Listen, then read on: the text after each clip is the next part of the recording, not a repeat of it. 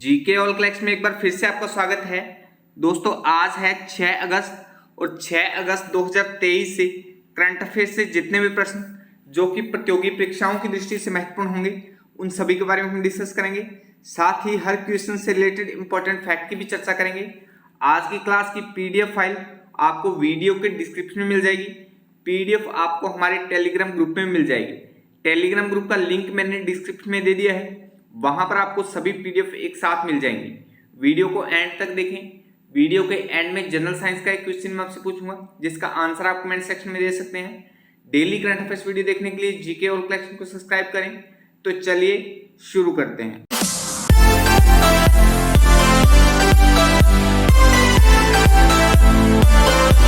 आज के लिए पहला प्रश्न है, यूक्रेन शांति वार्ता किस देश में आयोजित की गई है?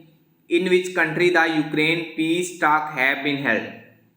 तो अभी हाल ही में यूक्रेन शांति वार्ता सऊदी अरब में आयोजित की गई है। सी ऑप्शन इसका सही हो जाएगा। चलिए इस वार्ता के बारे में थोड़ा और विस्तार से जान लेते हैं। यूक्रेन शांति वार्ता 5 और 6 अगस्त को सऊदी अरब में आयोजित की गई है। इस वार्ता में भारत को भाग लेने के लिए भी आमंत्रित किया गया है। यह बैठक सऊदी अरब के जेद्दाह में होगी। विदेश मंत्रालय के प्रवक्ता अरिंदम बागची ने बैठक में भारत की उपस्थिति की पुष्टि की है। इस बैठक में रूस शामिल नहीं है।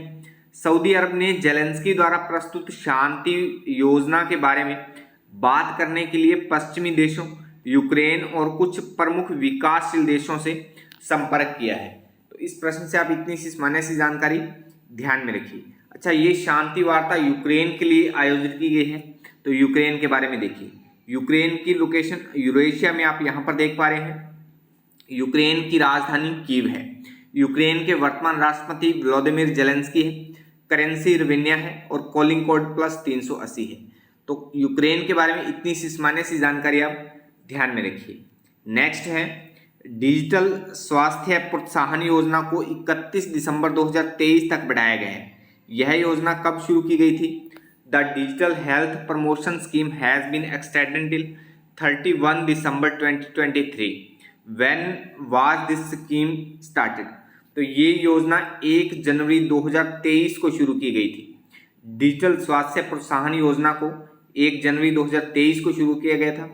ए ऑप्शन इसका सही हो जाएगा। और अब इसको 31 दिसंबर 2023 तक बढ़ा दिया गया है। चलिए इसके बारे में थोड़ा और विस्तार से जान लेते हैं। राष्ट्रीय स्वास्थ्य प्राधिकरण द्वारा आयुष्मान भारत डिजिटल मिशन के तहत डिजिटल स्वास्थ्य प्रोत्साहन योजना के विस्तार की घोषणा की गई है। डिजिटल स्वास्थ्य प्रोत्साहन योजना 1 जनवरी 2023 को आयुष्मान भारत डिजिटल मिशन के हिस्से के रूप में शुरू की गई थी। जून 2023 तक करीब 120 स्वास्थ्य सुविधा प्रदाताओं और 7 स्वास्थ्य तकनीक कंपनियों को कुल 4.84 करोड़ का प्रोत्साहन मिला है। तो इस प्रश्न से भी इतनी सी सामान्य सी जानकारी आप ध्यान में रखिए। नेक्स्ट है, हिरोशिमा दिवस प्रतिवर्ष कब मनाया जाता है? When is Hiroshima day observe every year? तो हर साल 6 अगस्त को हिरोशिमा दिवस मनाया जाता है। तो बी ऑप्शन इसका सही हो जाएगा। चलिए इसके बारे में और जान लेते हैं। हर साल 6 अगस्त को द्वितीय विश्व युद्ध के दौरान हिरोशिमा पर गिराए गए परमाणु बम की सालगिरह का प्रतीक माना जाता है। यह घटना 6 अगस्त 1945 को हुई थी, जब संयुक्त राज्य अमेरिका ने जापान के हिरोशिमा शहर पर लिटिल बॉय नामक एक परमाणु बम गिराया था। यह परमाणु हमला 1945 में द्वितीय विश्व युद्ध को समाप्त करने के मकसद से किया गया था। द्वितीय विश्व युद्ध 1939 में शुरू हुआ था और 1945 में खत्म हुआ था। 1939 से लेकर 1945 तक 6 सालों तक चला था द्वितीय विश्व युद्ध। अच्छा, अगस्त महीने के अब तक के जो महत्वपूर्ण दिवस हैं उनको एक बार देखिए। 1 से 7 अगस्त तक विश्व स्तनपान सप्ताह मनाया गया। 1 अगस्त को यॉर्कशायर दिवस मनाया गया। 1 अगस्त को विश्व फेफड़ों का कैंसर दिवस मनाया गया। 1 अगस्त को ही वर्ल्ड वाइड वेब डे मनाया गया। 3 अगस्त को राष्ट्रीय तरबूज दिवस मनाया गया। 3 अगस्त को ही लॉन्ग सिंड्रोम जागरूकता दिवस मनाया गया। 4 अगस्त को अमेरिकी तटरक्षक दिवस और आज हमने बात की है हिरोशिमा दिवस 6 अगस्त। तो अब तक के जो महत्वपूर्ण दिवस हैं 1 से 6 अगस्त तक या 1 से 7 अगस्त तक, तो इनको एक बार हमने रिपीट किया है। जैसे जैसे हम आगे दिनों को पढ़ते चलेंगे पीछे के दिनों को हम साथ ही रिपीट करते चलेंगे। अच्छा, अगर ये क्लास आपके लिए हेल्पफुल है, आप इस क्लास से कुछ सीख रहे हो, तो वीडियो को लाइक कमेंट करके शेयर जरूर कर दिया करो। आपके एक लाइक और कमेंट से मुझे मोटिवेशन मिलता है और मैं हर रोज एक नई एनर्जी के साथ आपके लिए अच्छे से अच्छा कंटेंट बना पाता हूँ। चलिए नेक्स्ट है, हाल ही में किस राज्य ने शुभ यात्रा नामक योजना शुरू की है? Which state has recently launched an scheme called Shubh Yatra? तो अभी केरल राज्य ने एक योजना शुरू की है जिसका नाम है शुभ यात्रा। तो बी ऑप्शन इसका सही हो जाएगा। चलिए इस योजना के बारे में थोड़ा और विस्तार से जान लेते हैं। केरल की राज्य सरकार ने शुभ यात्रा नामक एक अभूतपूर्व योजना शुरू की है। इस योजना का उद्देश्य केरल में पहली बार आने वाले विदेशी प्रवासियों को बहुत आवश्यक वित्तीय सहायता प्रदान करना है, जिससे एक सकारात्मक और उत्पादक प्रवासन पारिस्थितिकी तंत्र की सुविधा मिल सके। 2 लाख रुपए तक की वित्तीय सहायता 6 महीने के लिए कर आवश्यक अवकाश और आकर्षक ब्याज छूट के साथ योजना का उद्देश्य पात्र उम्मीदवारों को विदेशी रोजगार से जुड़े आकस्मिक खर्चों को कवर करने में मदद करना है।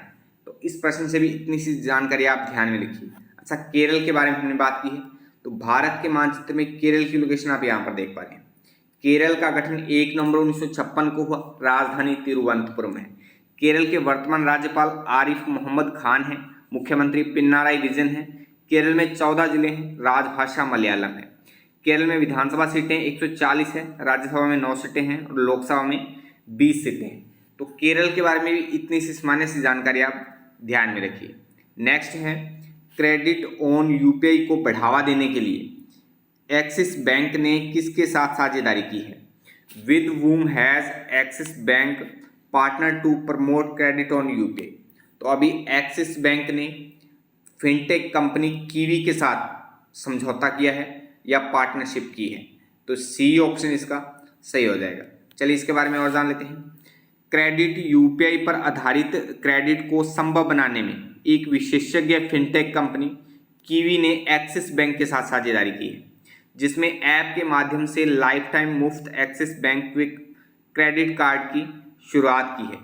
कीवी और एक्सिस बैंक की इस साझेदारी का उद्देश्य ग्राहकों को यूपीआई के तेज और सुरक्षित भुगतानों की सुविधा प्रदान करना है, जबकि क्रेडिट और कार्ड रिवार्ड के लाभ का आनंद उठाया जा सके। तो इस प्रश्न से भी इतनी सी जानकारी आप ध्यान में रखिए। नेक्स्ट है, हाल ही में नितिन चंद्रकांत देसाई का 57 वर्ष की आयु में निधन हो गया है। उनका संबंध किस क्षेत्र से था? Recently Nitin Chandrakant Desai had passed away at the age of 57। To which field did the belong?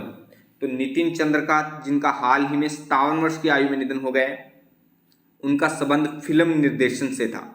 निर्देशक थे नितिन चंद्रकांत देसाई। तो सी ऑप्शन इसका सही हो जाएगा। चलिए इनके बारे में और जान लेते हैं। प्रसिद्ध कला निर्देशक नितिन चंद्रकांत 2 अगस्त को महाराष्ट्र के रायगढ़ जिले के कर्जत में अपने फिल्म स्टूडियो में मृत पाए गए।